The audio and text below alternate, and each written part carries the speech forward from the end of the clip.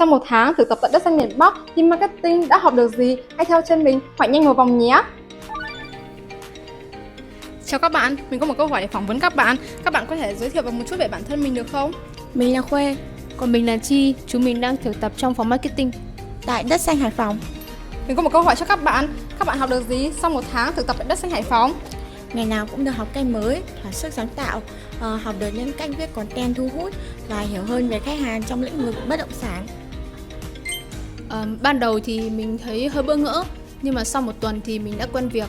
Và hiện nay thì mình đã thực tập tại văn phòng được 1 tháng. Và mình thấy mình học được rất nhiều các kỹ năng, và đặc biệt là kỹ năng làm việc nhóm. Bạn đã học được những gì?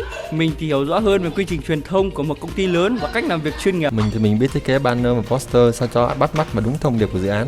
Còn bạn thì sao? Đất xanh Hải Phòng sẵn sàng chào đón bạn! Thông tin chi tiết liên hệ Đất xanh miền Bắc